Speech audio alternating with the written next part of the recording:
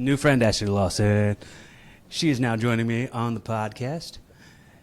Welcome, welcome, welcome. Before anything else, whoa, you went away again.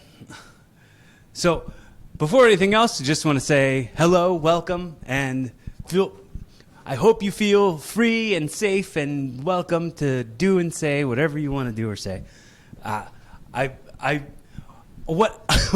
I did was I purposely didn't do too much research on you because I wanted us to just have like an organic sort of acquaintance. You know what I mean? Like getting to know each other.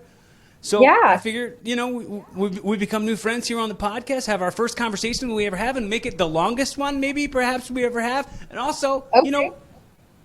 you don't get the chance to really make friends in life. You don't like take the time to like understand the intricacies of people's life and their background and why they do things and inspirations and resources. So I figure, hey, let's meet each other for the first time and sit down and have all the chats about those things. Yeah, absolutely. We can definitely do that. I am right there with you. I don't feel like people do things organically anymore because you can just find out everything you need to know up front online.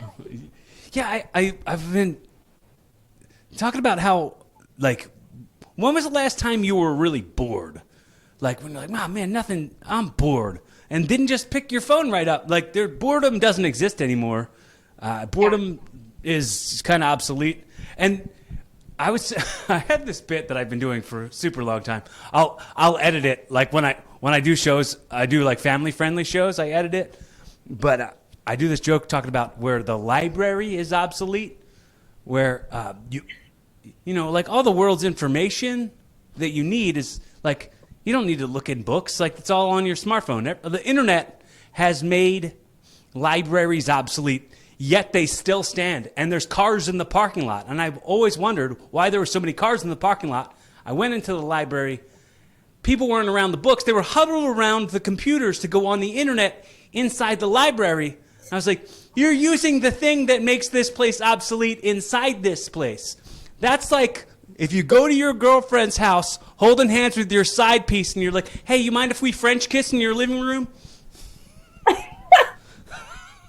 Well, I can assure you, if I'm in the library, you'll find me somewhere in the books section, probably in the true crime section of nonfiction. Are you in that trend hard? Do you ball hard in the paint on that in that true crime? Yes, I do. And listen to a lot of true crime podcasts. Yeah, I'm pretty obsessed with true crime, actually. I'll watch it, I'll listen to it, I'll read it. Well, what's like the main fascination with it? I mean, the bugs never bit me, so I'm not all the way sure. But I watched like all the Unsolved Mysteries when they put new ones on Netflix. I watched all that. Yeah. So I was always really into like the old school Unsolved Mysteries.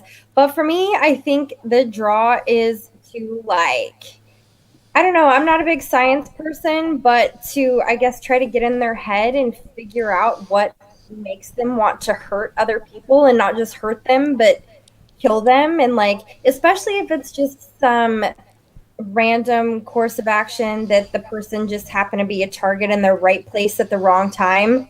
I'm just like, why? So what do you find the most common theme is on that?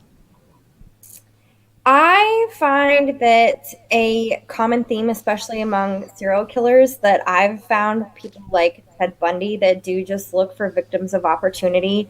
A lot of them have had some kind of a case of not knowing their identity. And by that, I mean, like, they found out late in life that the dad that they grew up believing was their dad was not actually their true biological father. And it really messed with their heads and kind of set off some kind of weird triggers. And I personally have a theory that tends to happen with people like Ted Bundy because, they feel like they've lost this half of themselves with their identity. So they're trying to find it again and maybe find it in ways that are not always the best ways to find yourself. Yeah, yeah. It's not the most constructive outlet. No, not at all. There's no productivity in your life. You're out there anti-productivity. Yes, pretty much. Just pulling people out of society that you don't even know. I think I'm a huge fan of stand-up comedy. John Uh-huh. Mulaney, do you know John Mulaney? The name sounds familiar, but I can't place the face. He has a joke where he'll say, when I was younger, I'd see Unsolved Mysteries and I'd see like true crime shows and be like, how does somebody kill somebody? Oh man, how does somebody take somebody's life? And then I got older and somebody cheated on me, and I was like, all right, I get it. Still not going to do it, but I get it. But John Mulaney, he's one of the. Do you ever watch Big Mouth on Netflix? No. Oh, okay. Well, that's a very adult animation, very crude cartoon show. And it's I've honestly not heard of it till just now in this moment, but it's probably because it doesn't fit my like Netflix your algorithm algorithms, yes. that I've watched. All right. What is your normal algorithms in Netflix? What do you think they are? True crime stuff? Yes, that's what I was getting ready to say. That or like the criminal shows like Criminal Minds and NCIS, which of course I've seen all of those. Big Law and Order SVU fan as well, but I'm also really big into British television. So there's a lot of British period pieces that pop up as suggestions for me. Mm-hmm. All right. Yeah. So Big Mouth probably wouldn't fall under any of those algorithms, but it's. You're I was with you on all the cop stuff. I was like, oh man, this sounds like my mom watches, like all the stuff my mom watches, and then I was like, yeah, she doesn't watch the British comedies though. But anytime, is it British or British comedies? Does it have to be? It's just. For me, it's just British television. I've not really gotten into a lot of British. There's a lot more procedurals, dramas, like period piece type things more accessible than British comedy, at least here to us. So I tried the British version of The Office for a few episodes, but the humor was a little bit lost on me. Like stuff was just getting lost in translation. Did you watch Black Mirror? I did not. I couldn't get into it. It's so British. I had to turn the subtitles on. But I say that about anything that's British. I'm like, I have to turn the subtitles on. They're speaking too fast for me. I can't understand. Yeah. But the Black Mirror is good. What could you not get into? Was it? I mean, it's kind of like an anthology. So every episode is different actors, different stories. So it's not like you have to really follow episodic adventure. Yeah, I just remember seeing one where it was like their phones told them everything they were supposed to be doing when they were supposed to be doing it, like telling them what their future was going to be like. And I have a problem watching stuff like that because it hits home in a different way for me. So I'm like, I don't want to watch something like that because it's scary, the reality of the situation. Right. That might be the point of what the show is. I mean, they're holding up a black mirror to society. That's the whole part of it. It's like, look through where you're headed with your current behavior. Yeah. I think that's what they're going for. Like what Twitter's doing to the world and such. Yeah. But I like to think that there's still room for improvement in all of us, so that maybe that doesn't have to be our end all be all. Yeah, not me. I'm set where I'm at. No growth, no change, no better. I don't need it. I'm good where I'm at. Heels in the ground. Don't try to change me. I'm already the way I'm going to be forever. No growth, no evolving. Wait, is that the name of my show? Shoot. All right. Uh-oh, your secret's out. Oh, shit. I gotta make some phone calls real quick. to 254 other people and apologize for wasting all their time. Yeah. So, what's like your main go-to for do you listen to podcasts? Are you into? I do. I listen to a bunch of podcasts. So probably a lot of them not ones that you would listen to since you're not really into evolving and being Right. better. Yeah. Who needs all that? A lot of it's about that, but it's literally evenly split. It is self-help improvement type stuff, and the other half of it is true crime. So, like, make yourself better so that when it's time to murder somebody, you can deal with who you are. Well, see, I personally believe that it balances out. So, like, if I listen to all of this twisted stuff about people killing each other and I balance it out with ways to make myself better, that it kind of makes the whole situation better. Yeah, a little bit of spoonful of sugars and such. Yes, that's a very nice way to phrase it. So walk me through if you can. I mean, if you feel like it. Okay. What inspired you to want to be an actor? Like, why did you want to get into that, and who was the inspirations for you, and what was your foot in the door? I know that's probably asked a bazillion times. I hate to sound like I'm paint by numbers. So for sure, take your own self-help version of that. And No, but give that you phrased it very nicely to where there's a lot of leeway in there instead of having to be specific. But I guess my magic moment was when I saw Peter Pan when I was in elementary school. I'm originally from Memphis, Tennessee, and I'm currently outside of Dallas, but we have an Orpheum Theater in downtown Memphis, and I begged my dad to take us to the theater. And so he did. He took my mom, him, myself, and my younger brother to see Peter Pan. And it was just, aside from the flying around the stage, just the whole stage, being in the theater, people watching these people entertain, it was just a very magical experience for me all around. And I just thought, that's what I want to do. And as far as getting my foot in the door, I created my own door and walked right through it. That's When I perfect. in, I think, like fourth or fifth grade, I wrote my own play and put it on in my garage with some of the girls in the neighborhood because none of the boys wanted to participate. Why would they when they could be playing soccer, football together? But yeah, so we put flyers up around the neighborhood and people came out and watched it, and it was really fun. That's awesome. That's so great. So that was kind of what I don't want to even say like started it, because that's how it started. So it just continued from there. That was just the snowball effect, I guess you could say. Yeah. So your chosen medium is kind of theater. Would that be preferred for you? No, so I'm definitely more into film and television, especially now. I've been doing that for about 5 years. But I mean, I think it's a little bit easier for people now to be in front of a camera because there's so many ways to just do it yourself. But when I was starting, theater was the most accessible thing to do to start working on your acting. And so that's what I did. I just went where I could. And then we got lucky.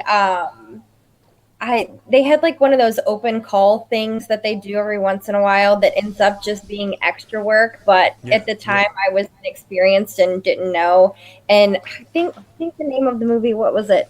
Hustle and Flow, that had Terrence Howard in it. Brittany Murphy.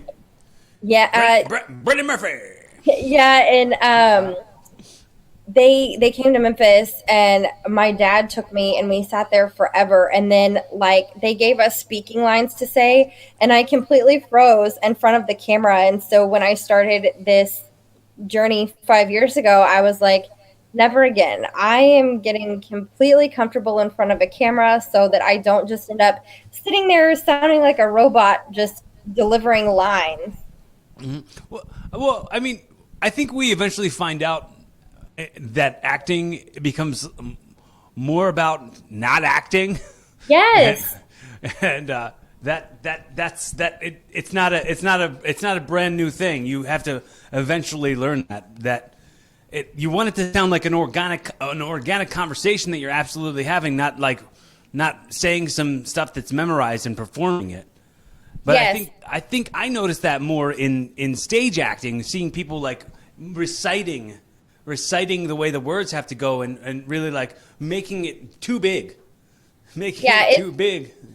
it's amazing the difference between acting on a stage and acting in front of camera, because like you just said, on stage, so that people can see you all the way in the back row, you have to be bigger, you have to be charactery, for lack of a better way to phrase it, and in Right. camera 100% just have to be a normal relatable person. But it's been interesting to me sitting in classes when you're working with somebody that's either a little bit newer or not quite so experienced, when they haven't completely grasped that concept yet, because they kind of get in this little bit of a head voice and you can tell that they're acting and they just want to make sure that they deliver the lines right. And it's like, just talk to me normal. Just speak to me. That's all you have to do.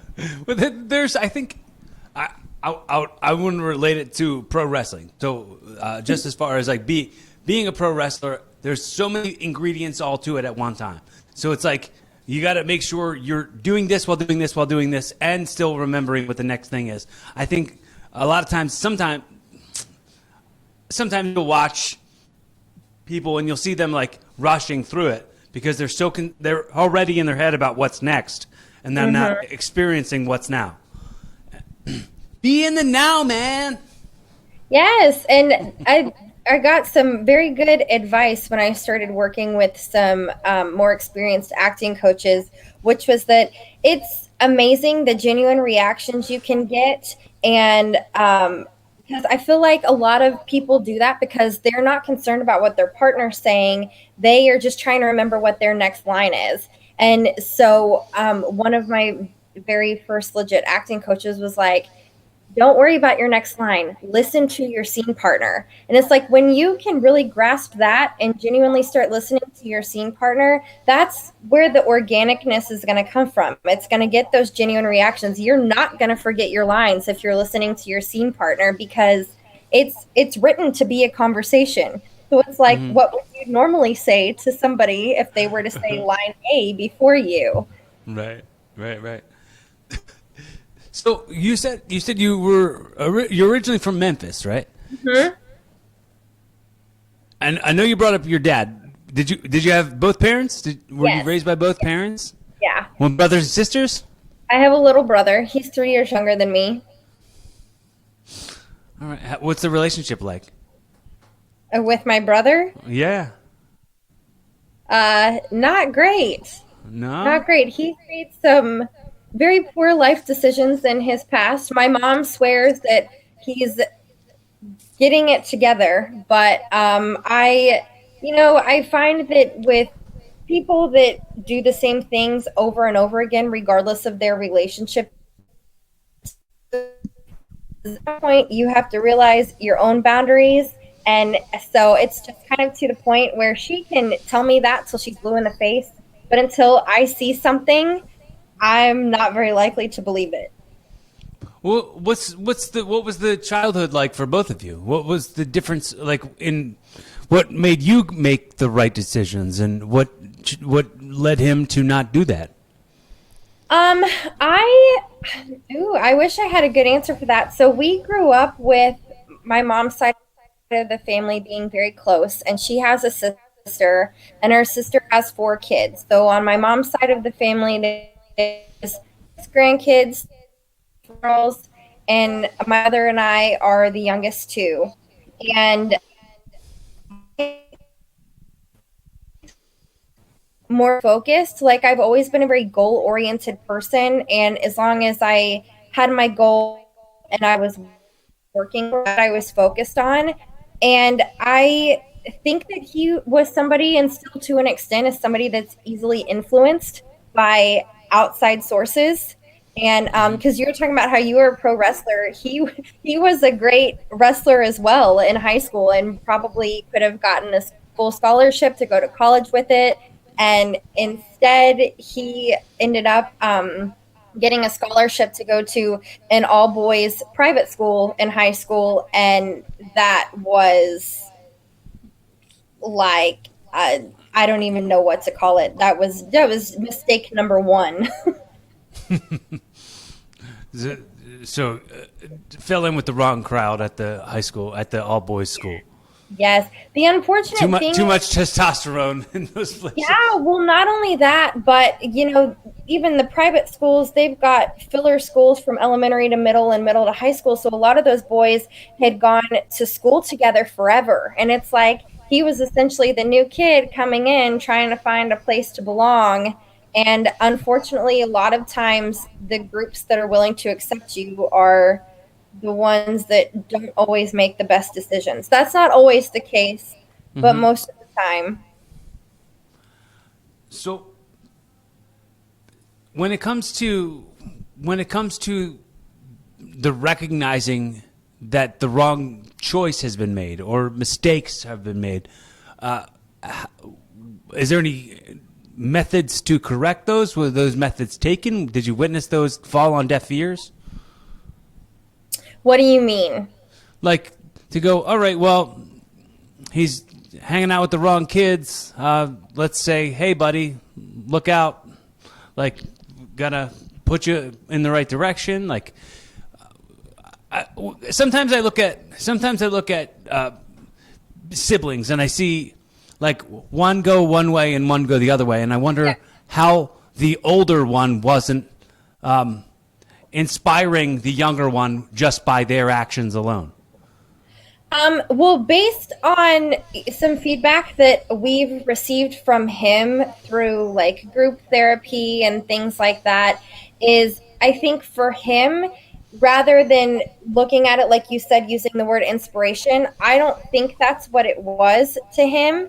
I think it was more he felt like he was being compared. And he had like a hard time. Things tended to come more naturally for me, and he always had to work at things. And by that I mean, like, I played softball, I was good at that. I made the competitive cheerleading squad. I had singing lessons and everything like that. And he tried out for competitive baseball on the team, but he never really got to play. And so whether or not it was actually vocalized that way, I think that was the way he perceived it, was more of a comparison type situation. Well, unfortunately. Yeah, that's I think it sounds like you cast a really big shadow, and it sounds like it might have been really hard for him. I myself, if I was in a situation where I had a younger sibling who was going down the wrong path, and they had to be compared to me, and I was good at everything, I would feel sorry for them and forgive them just for effing up, but not saying like, not to say I forgive you to where I'll let you come in and F up my life. You could F up your life over there, but I forgive you for the portions of my life that you've already F'd up.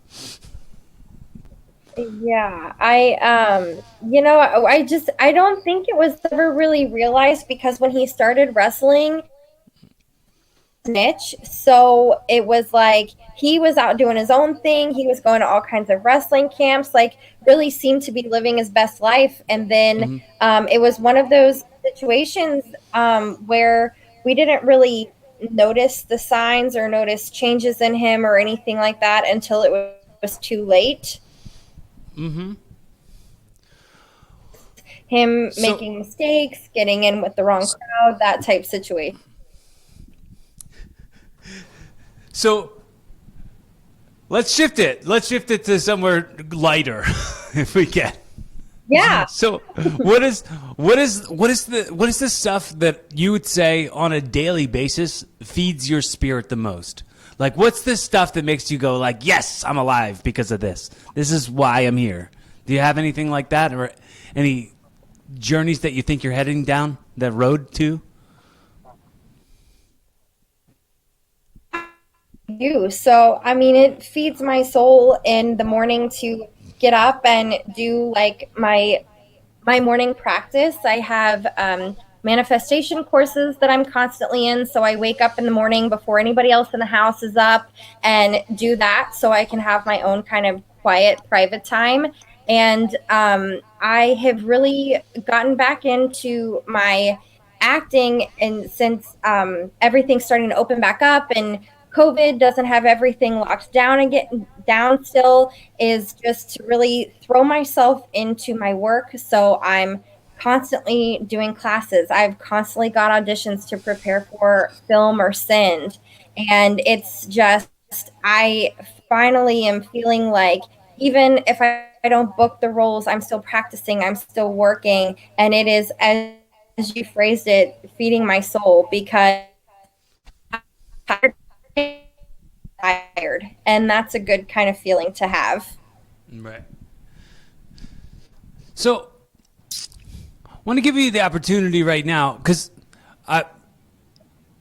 it's so cool, and I know I said it to you probably before we started about how this is going to be on the record way longer than we're around, and this conversation that we're going to have is going to outlive us. So I want to give you the opportunity in just a moment right after I say how grateful I am that you decided to pay me with the currency of your effort and your attention. That's a very valuable currency these days, and I always say it to anybody who's like listening or watching or whatever, is as long as you've paid me in the currency of your effort and your time and your attention. It's so cool. So I want to thank you specifically for carving out some time and give you the opportunity to ask me or say to me anything that you'd like to say or ask.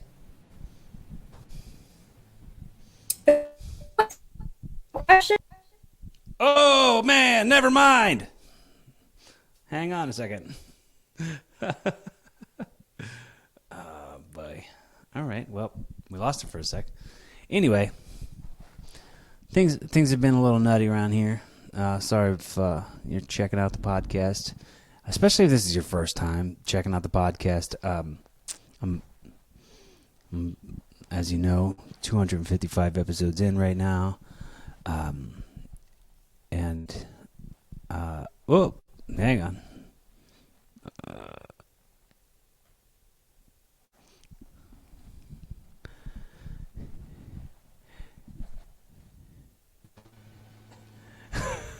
I got kicked out. I saw that. You said all of these nice things and you kicked me out. So I was giving you the opportunity to ask me anything you want to ask me or say anything you want to say. This is your platform right now. You could just sing a song, or you could do a poem. I'm just kidding. You don't have to say it. But any questions you have for me? Anything at all? Oh, I'm excited. I get to ask you questions. This will be great. So is Nightmare...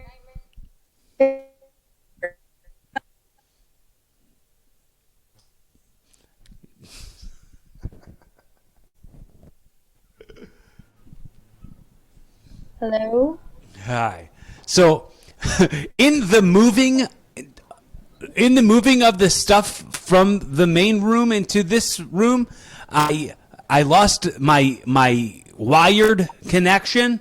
So I'm now counting on Wi-Fi and then counting on your Wi-Fi at the same time to kind of like hold up, which so that might be what's my problem. But before I had my connection, I'm checking every other word. Awesome. It's great quality content. I feel real good about everything right now.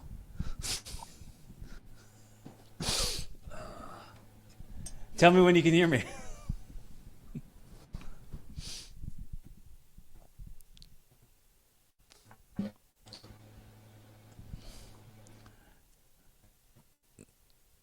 Are you there? Yeah. Are you there? Yeah. Yeah. Yeah, I can hear, once again, like you said, every other word.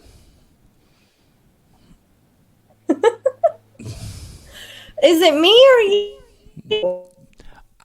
I have not heard me skip once, but I don't know. Oh. Hold on.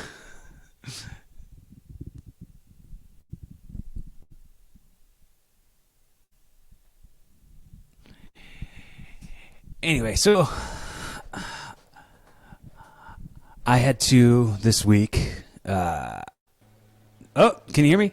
You good? You there? Can you hear me? Are we good? Yeah. Okay. Yes. Awesome. Wonderful. Hopefully Okay. we're good now. So my question to you was, is The Nightmare Before Christmas your favorite Tim Burton film? No, probably not. No. I would say Batman Returns is my favorite Tim Burton film. But Nightmare Before Christmas I enjoy as well. This is actually my first time I've ever worn this shirt, so good eye on that one. Why are you not a pro wrestler anymore? Oh, I'm not a pro. I am currently a wrestler. Yeah, that's still something I do. I never stopped. Well, you didn't clarify that. Oh, well, Where do you wrestle? I currently hold a championship at Dynamite Championship Wrestling in Delaware. I hold a No Limit Championship, and I'm also currently wrestling, doing some cosplay pro wrestling shows at conventions and stuff. Cosplaying as Aquaman. Nice. What's that like? I have my first one on the 9th. This is my Oh, first you one. haven't done it yet? I haven't done. Well, I was doing Winter Soldier before, and that was a lot of fun. But now I'm going to be doing Aquaman. I start that for the first time on the 8th of this month. Nice. Of this current month that we are in. Well, I'm not being too specific because the audio and the video drop on different days. Yeah. And our version of right now to you and me is not the same right now that the people listening to our words are experiencing. Yes, that's true. So you do wrestling, and that's a performance in and of itself. How long have you been doing it? I've been doing it 20 years. Okay. Well, over 20 years. Do you ever find yourself in a place where you are still nervous about going out and putting on your performance? I don't think so. I kind of get to I get where I don't think I'll ever be without nerves at all. For sure, there's nerves. Like if I ever get to a point where I don't still have nerves, then it'll be like, wow, I'll be desensitized to it, and it'll be no longer fun for me. The nerves are part of the fun.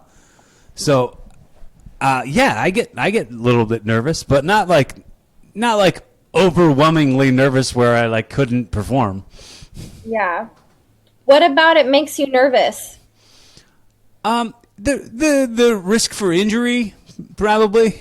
The risk for injury is one of them. You're putting a lot of trust into somebody else. Oh, what the heck? You had that timed perfectly, didn't you? No. You'd think. It sounded like I planted that. It very much did.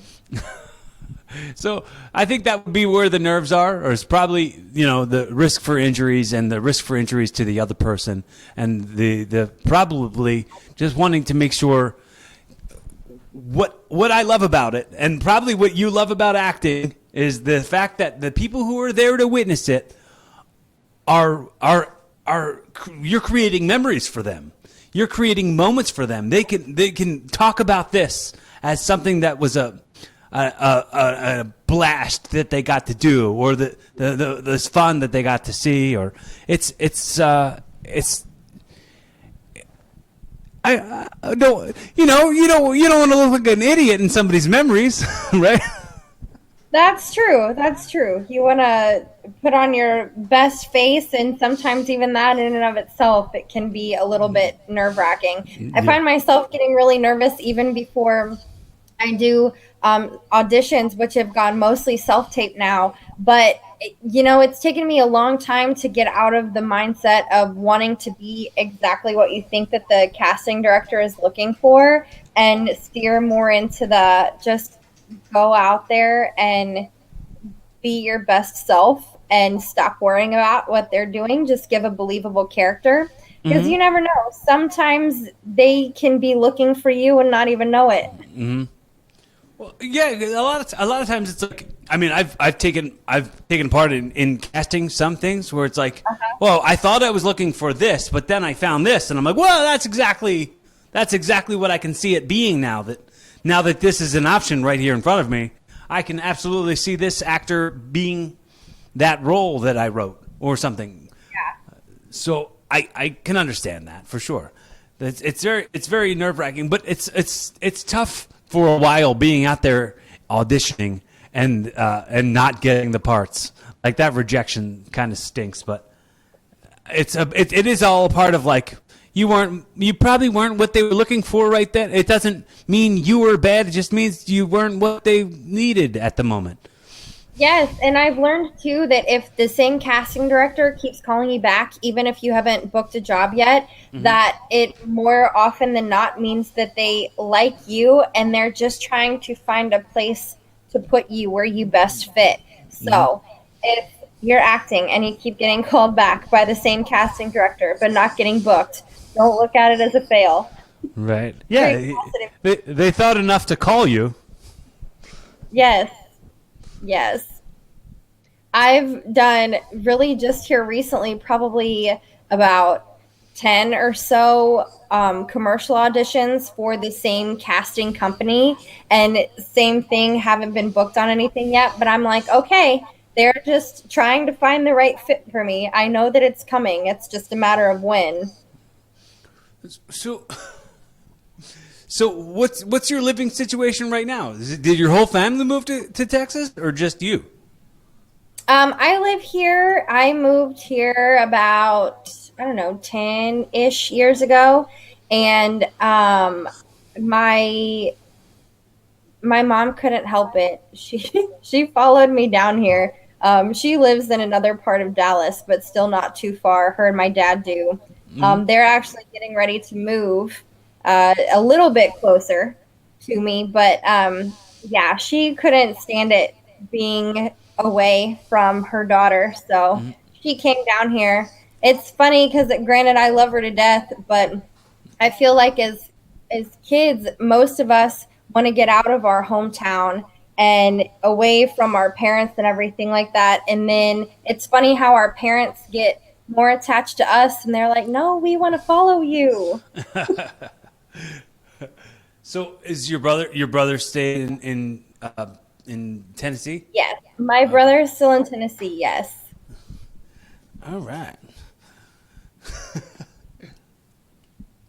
He's still out there doing something in the steel industry, I think. Okay. Neat. Yeah, see, you don't know either. Nobody knows. So is acting your main gig right now? It is. You're a student as well? So I have my acting classes, and I am actually a teacher. I'm licensed middle and high school English teacher, so I teach online, and since I get to do that, I'm fortunate. It's pretty flexible. I've got 2 classes in the morning, and then pretty much as long as we get our weekly stuff done and make sure that we're responding to emails and getting all of our grades put in, the rest of the day is pretty flexible. Cool. So I I'm very thankful to have that. So, do you have stuff that like you're like absolutely like there were goals that you like kind of mowed down those goals and were like, all right, now I have these new goals that I want to mow down. Is that the way you kind of operate with your manifesting? Yeah. So like I said earlier, I've always been a pretty goal oriented person and been able to be like, this is what I want and stay focused on that. And I'm kind of newer to manifestation. It's kind of been something that's in the works for about the last 3 years. But if for no other reason, it keeps me more in a positive mindset and in a positive place mentally and emotionally, which I think to be an effective actor, you kind of need to be able to stay in either a positive or a neutral space so that you can flip flop to play the different characters. I just prefer to stay in a more positive than neutral because I feel like it makes me a little bit more present than just being like, whatever. What's been the greatest lesson you've learned about that? Since the manifestation classes? The greatest lesson that I think I've taken from those is that we don't have to stay in the same place that we've always been. And by that, I mean we don't have to take on the limiting beliefs, the things that we've been conditioned to believe since we were kids. We are capable of making our own decisions and, as we call it in manifestation, reparenting ourselves to help those limiting beliefs kind of get pushed aside and reinvent our true, authentic selves. Mm-hmm. You got unprogramming the bad programming. Yes. You finding the recognizing cycles part of it? Like when you can identify when those things start to pop up. Is that what you mean? Yeah, when you be like, okay, so the common denominator in all of my problems that I've had has been this factor. Maybe I got to break this cycle. Maybe I got to take this factor and eliminate it from my mindset. Yeah, and for a lot of us, there's several, and it's a matter of being willing to just kind of dig deep into yourself and figure out what those things are and either get rid of them because they don't serve you anymore or place some pretty hard personal boundaries with it. So have you been able to mold a better circle for yourself? Do you got a good squad? Yes. Yeah, I've recently, like, since I've started doing all of this, become a little bit more extroverted, but I've always been a very introverted person and not had a very big group of people that I hung around anyway. But I've found that you don't need, and this is just kind of a mainstream way to phrase it, but I don't need a bunch of fake friends. I just need a few real ones. Mm-hmm. A saying that I developed for myself a couple years ago was I said, name the 5 people closest to you. Now, how many of those people take anything from you or need anything from you? And if they give as much as they take, cool. If not, get new people in that 5 people. Yeah, or like again, your MySpace top 5. Get harder boundaries and start meeting them and asking them for things too, and then see what really becomes of your relationship. Yeah, I mean, I really kind of was not trying to talk about this on the podcast very much, but I'll talk about it anyway. What the heck?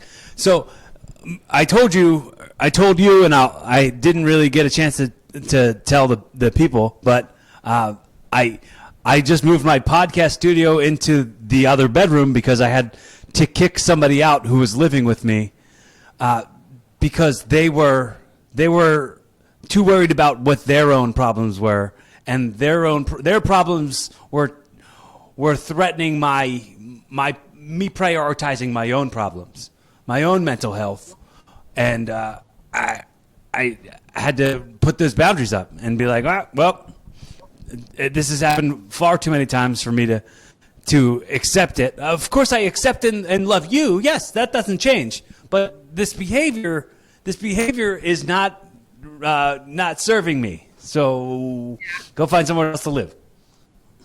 Yep. Hard boundaries. You need them. I was just talking about the song the other day. Do you like country music? I mean, I imagine you probably do. Like, like, you know, from Tennessee and Texas. I get it. You know Jody Messina? I do. What, the Give a Damn's Busted song? Oh, yeah. Yeah, that's I have this great memory. I was just talking about the other day. I went to a Jody Messina concert with my mom. Like, I can't even tell you how long ago. It was probably 20 years ago or something like that. And I got her my Give a Damn's Busted t-shirt.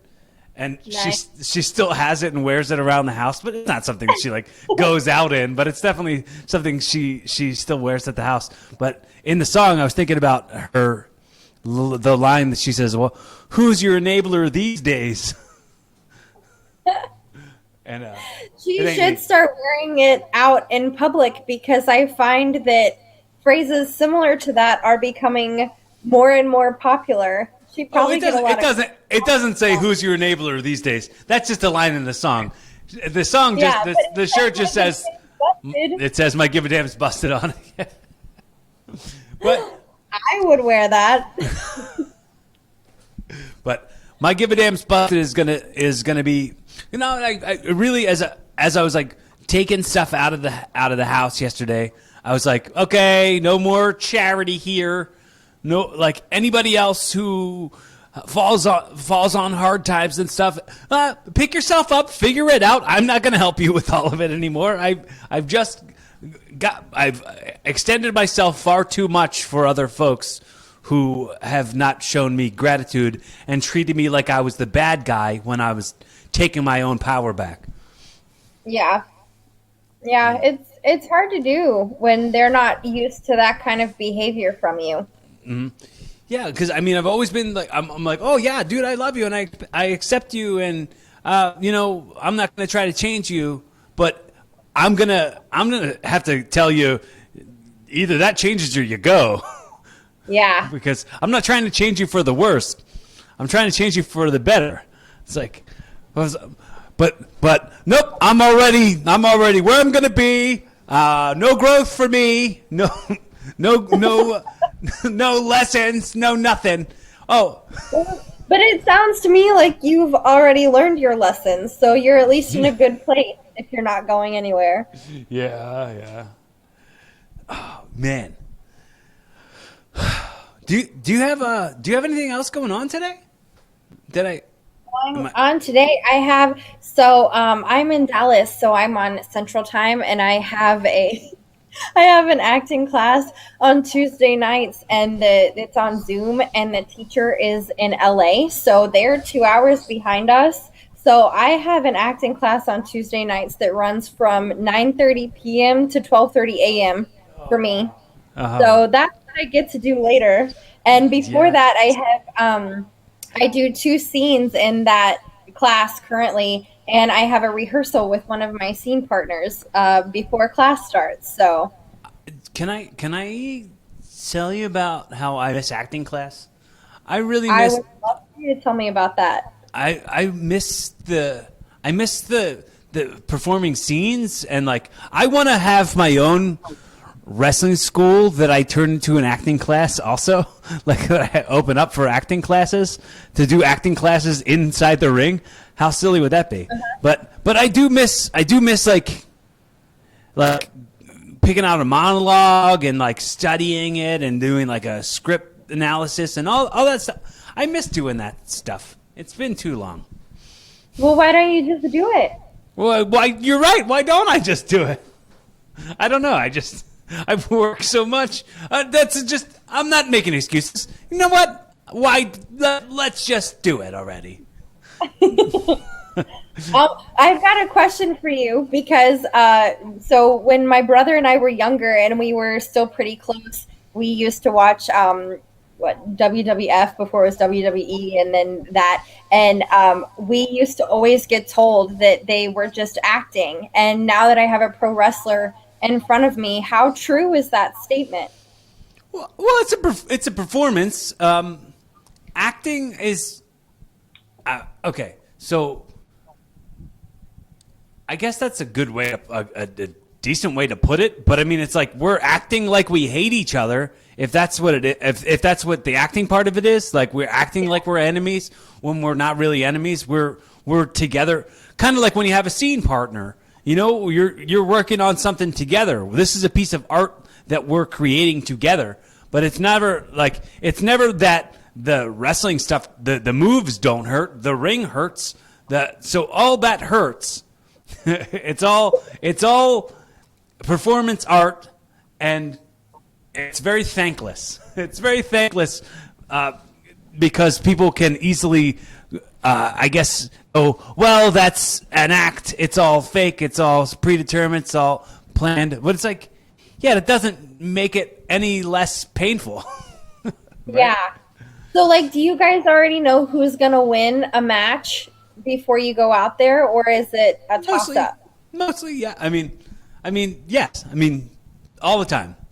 It's very rare that you don't know who's winning while you're out there.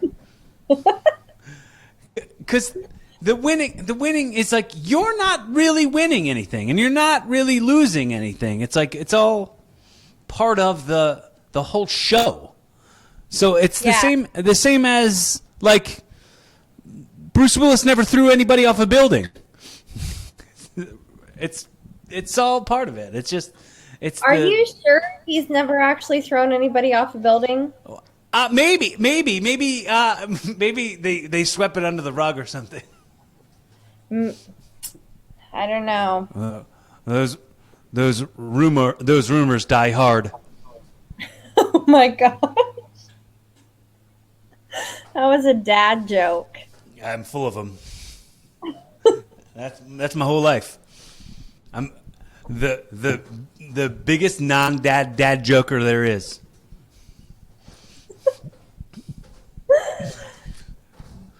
Well, now I feel like my childhood is a little bit different now. Maybe oh man, are you gonna go kill somebody now? Oh, no. Oh, I feel like shit. Pro wrestling's gonna turn you into Ted Bundy. You're gonna go out there. It's like an identity crisis. It's like one of those things where I don't at least like my bubbles burst, like the magic has been taken out of it. Like you don't ask a question unless you're really ready for the answer. I think I thought I was how the sausage is made. Yeah. I mean, yeah. Anything you could ask me, you could find out on the internet somewhere else. It's not like I'm giving you any exclusives that you don't know. Except for that, you're speaking directly to somebody who can give you answers. That's what I was getting ready to say is coming back to what we were talking about at the beginning of the episode was that people can just look at the internet for each other and not actually speak to each other. And I could sit in front of the internet and do it, but it's more fun to talk to people. Your story is different from another pro wrestler's. Yeah, for sure. My story is way different than everybody else who I've ever met. And so is yours. It's probably way different than anybody else you've ever met. And anybody who's listening or hearing me or watching me right now, your story is probably way different than everybody else who's ever met you or you've ever met. And it's probably really cool. Maybe it's not. And that sucks if it isn't. And you can make it cool now. Now that you know that it hasn't been cool, you can be like, well, you know what? I'm going to make the rest of it cool. Make it Never too late. Never too late to start over. Yeah. Well, maybe for you, because you're not changing. Yeah, me, I got my heels in the ground. I'm dying on this hill. Every single one of the hills Every single one of the hills, all the things that I already know, I want to know nothing else but those things. And like what I like, you're allowed to like things that you like too. But like, don't make me change what I think about stuff. Ew. Yeah. That's bullying. Stop bullying me. What are things that you like that you're not going to change? Oh, I'm not going to change the fact that look. I don't know anything about other cultures and stuff, and I don't need to learn. Darn it! Who the heck gives a crap? This is all sarcasm, if you can't tell.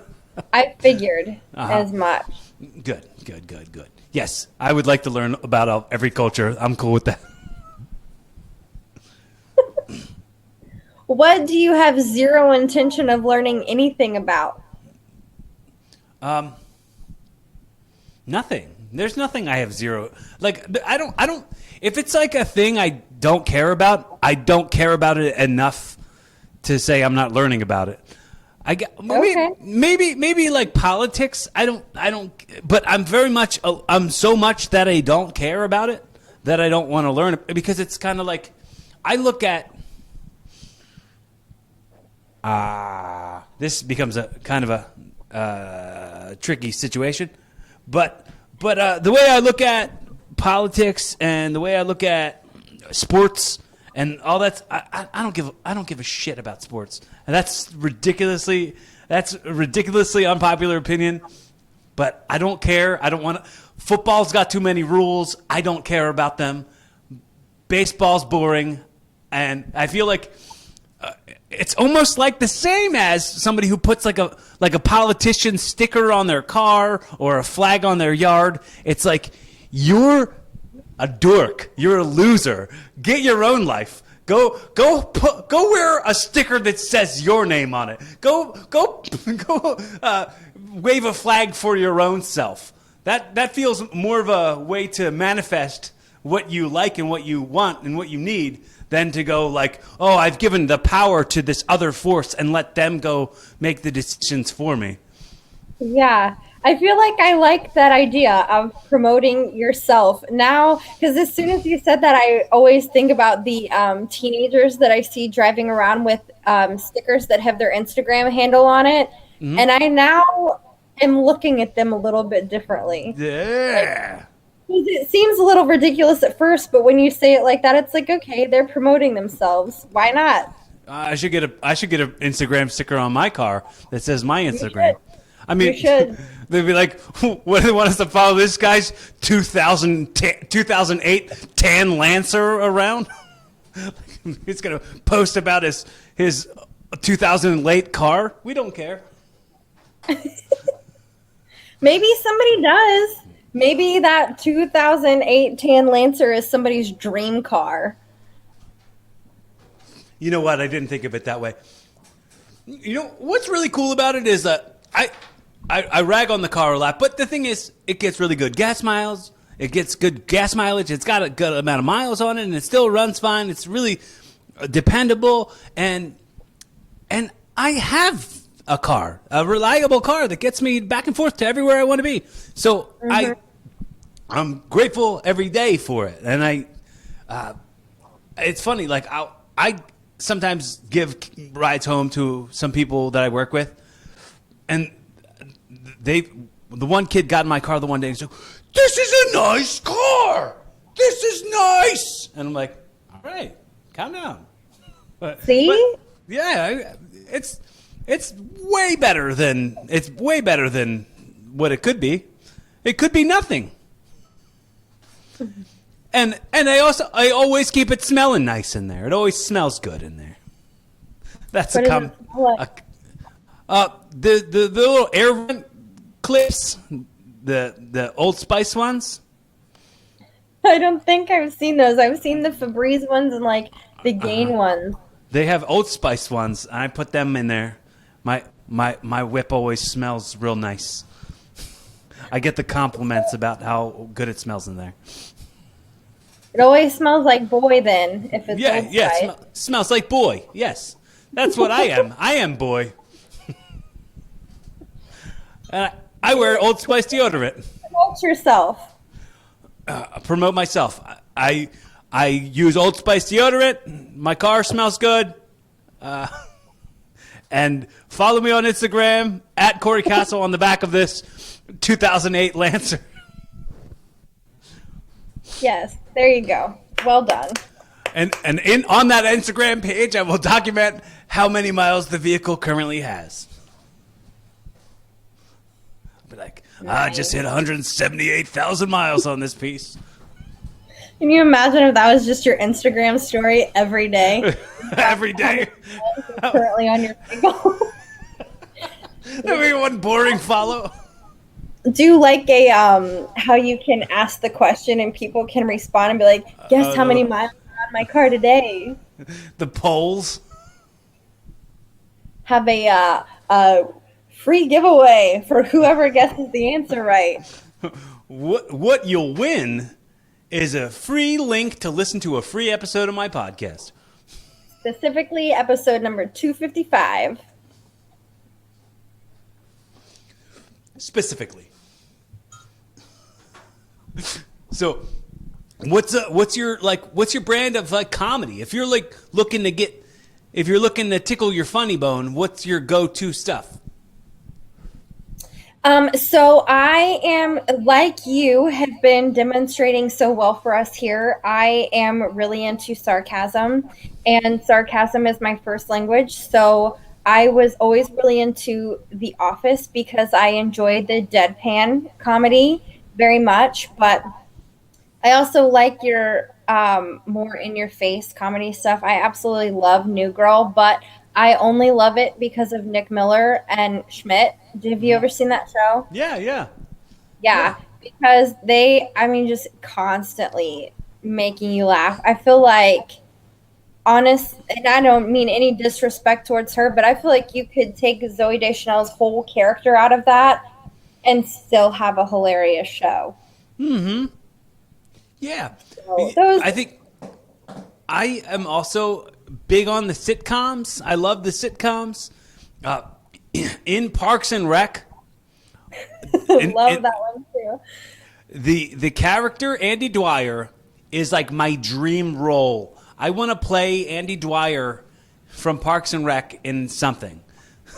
Like I want to be Johnny Karate. I can't. I don't have any musical ability, but the jokes are so good. They're like perfect. I'm a huge Chris Pratt fan only because of Parks and Rec. Well, not only because of starting from Parks and Rec.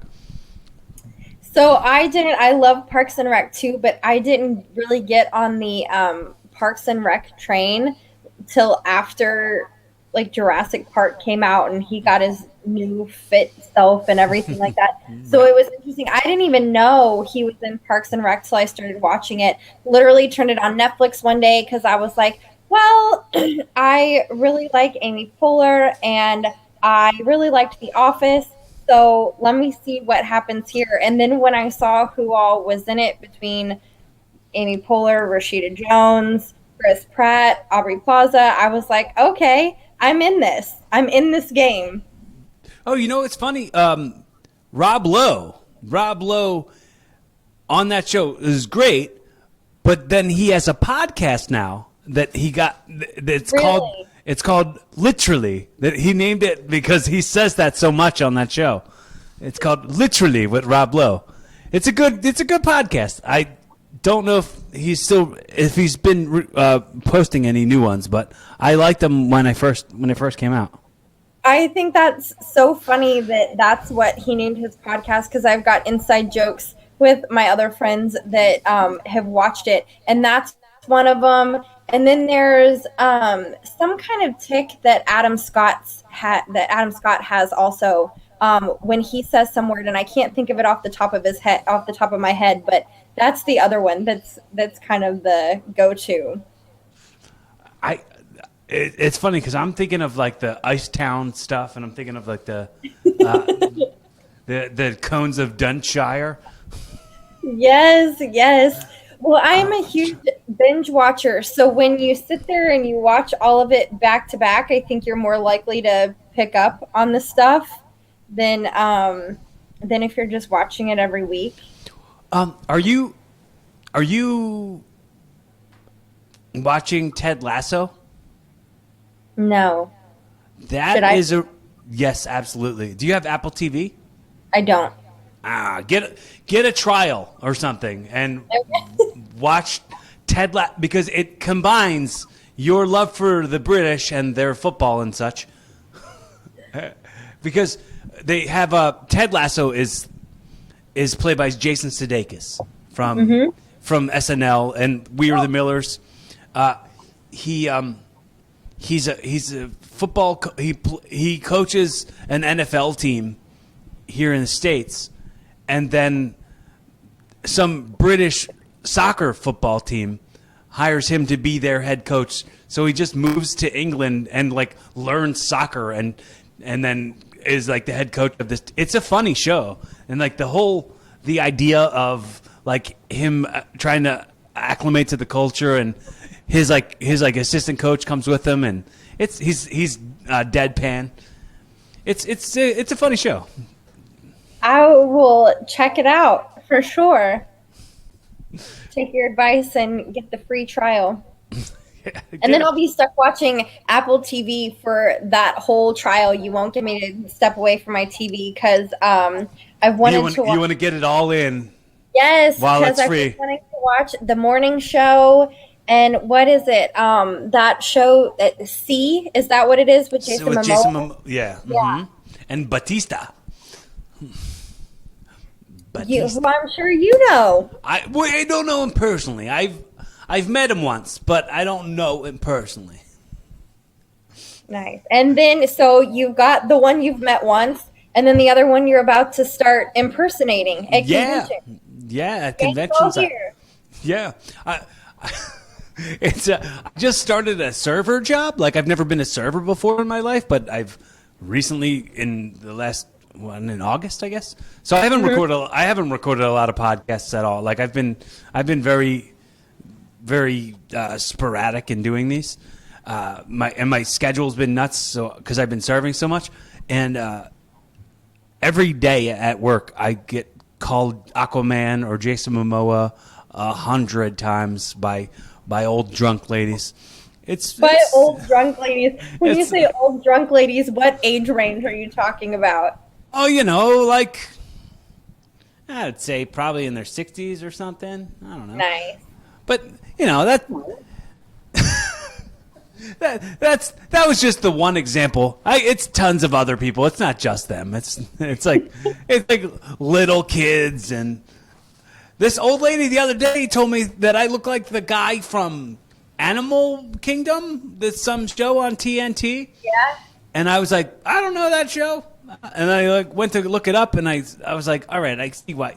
It's just some other long-haired white guy with a goatee. Sure. Do you know which one it was? She said his name was Craig. She kept calling me Craig.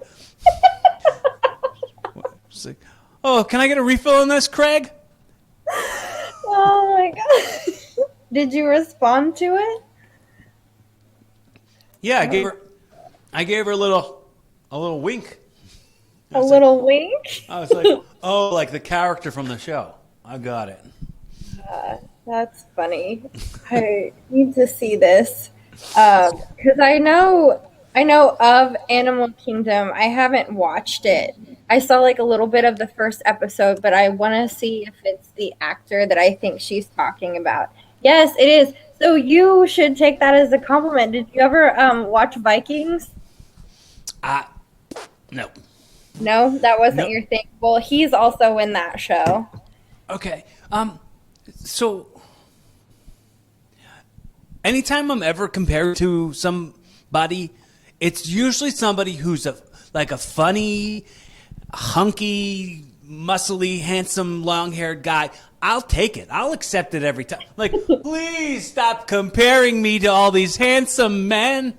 These Adonises. Stop it. It's hurting my ego. I will absolutely accept it.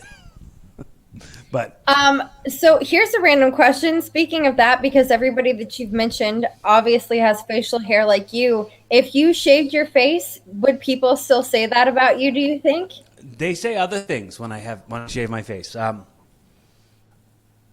do they say then? I used to get Orlando Bloom a lot Okay. when I didn't have my facial hair. I haven't like fully shaved in a really long time, so I haven't. So you don't really. I don't really know, but yeah, probably still gonna get something Yeah. because it grows back pretty fast too. I've never like had a bare face for a very long time since I was able to grow something. Because it also it's what is also cool about facial hair, it makes your teeth look lighter. It makes it look like you got a brighter smile. Yeah. I have never heard that till just now in this conversation. Well, maybe you'll notice it now. Because it like contrasts to the the brightness of your smile is contrasted by the darkness of your facial hair. Kind of like how when some women wear red lipstick, it makes their teeth look either really white or sometimes look a little bit yellow. Yellow, yes. Yeah, maybe that would be the same theory. It's just maybe it would help distract from the fact that your teeth aren't as nice. They aren't very bright, but they'll look brighter in comparison to your dark facial hair. See, I told you we'd learn stuff. I told you we'd teach stuff to each other. We did, and I feel like we've certainly learned a lot so far. I wasn't really sure how this was going to go at first, but I've had fun. We've gone from here and there and everywhere. Yeah. Well, Dr. Seuss. So I just got a couple other things, and then I'll send you off right into the sunset with a hot dog and a handshake. Okay. So I won't ask you how the hot dog is made. okay, yeah, you won't want to know. Yeah. Yeah, it came from the dollar store probably. I won't know, and I'm okay with not knowing. I'm gonna put how are hot dogs made as the bumper sticker on my car. You might get some interesting responses. You could put that on your Instagram story too. Yeah, but that's ridiculous. I might put that on my Instagram story. There you go. That makes sense. Absolutely, put that on there. So,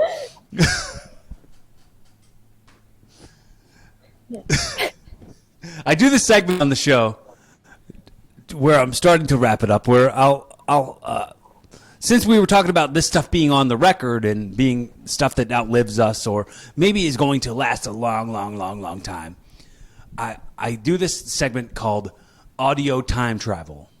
Okay. So sounds very serious. In 20 years from now, right? So that'll be 2041. Mm-hmm. Either you stumble across this audio, or somebody who loves you the very most, like your parents, stumble across it, and you're speaking directly to the people who care the most about you, and you're giving them a timestamp on what this era of the world is right now, and lessons they can learn in order to evolve to a better version of themselves.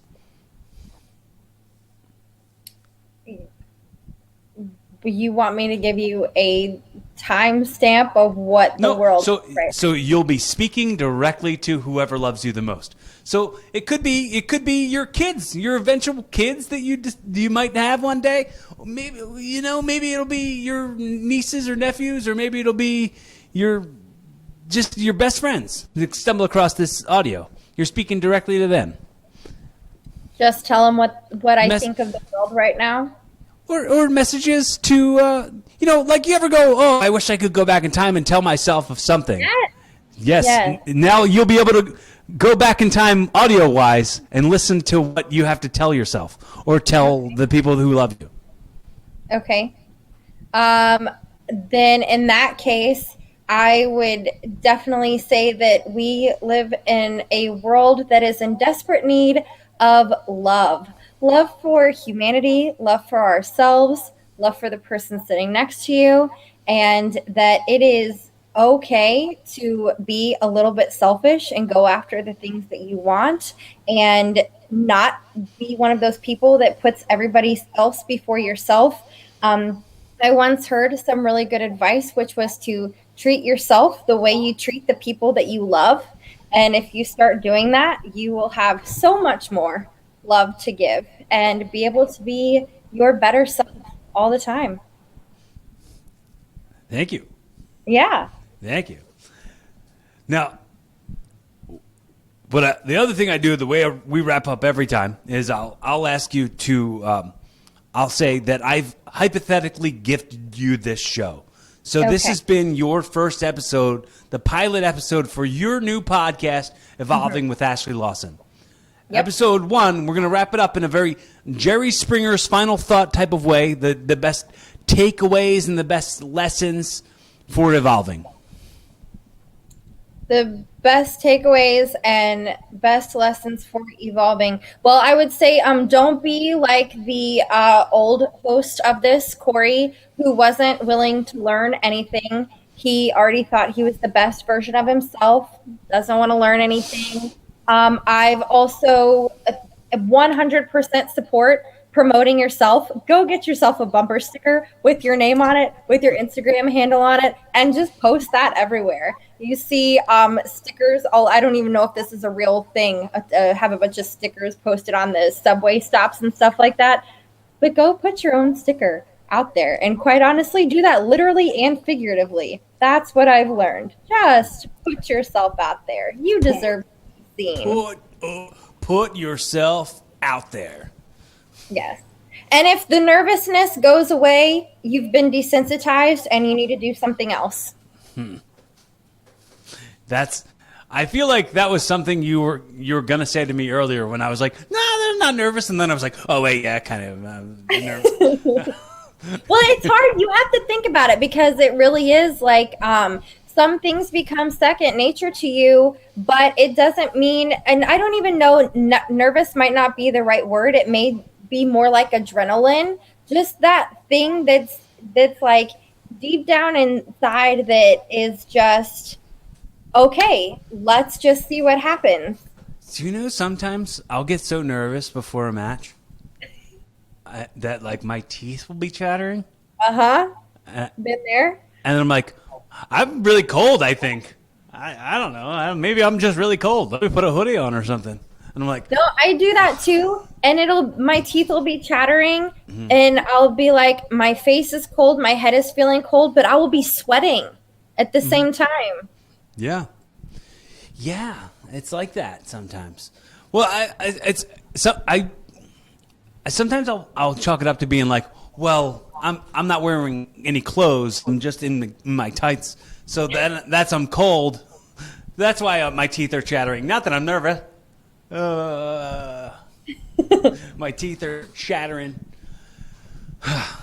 So, do you do any impressions at all?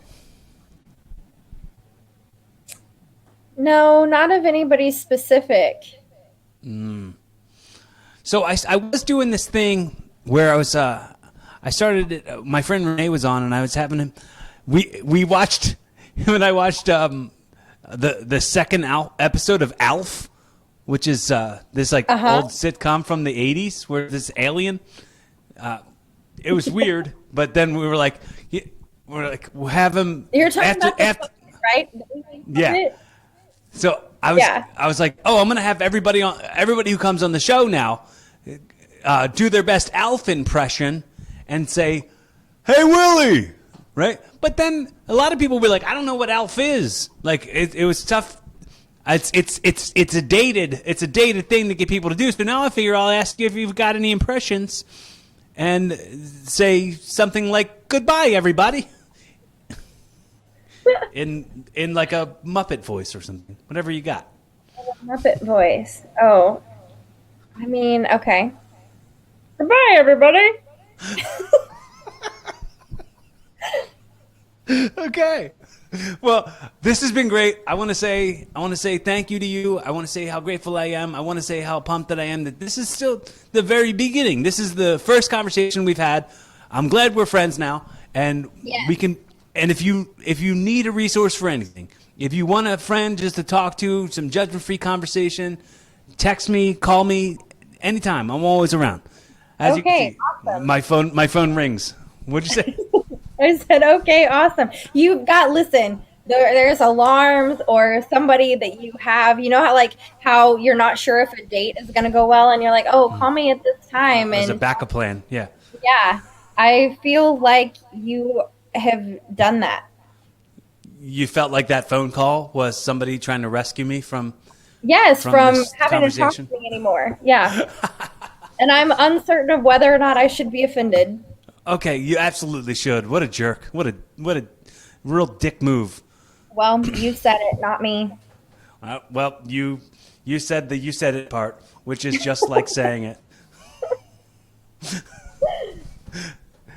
Thank you so much. I hope we do this again soon.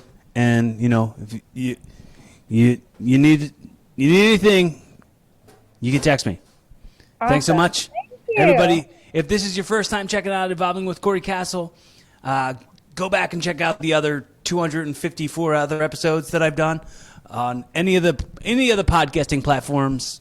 If you're on YouTube, make sure you hit like and subscribe so you get new episodes every single time I post a new one. If you subscribe on Apple or Spotify, you'll get a new episode every single Monday at noon Eastern time. And I hope to catch you more down the road. Thanks so much for chilling with me and for investing the currency of your effort with me. Be fun, have safe, keep evolving.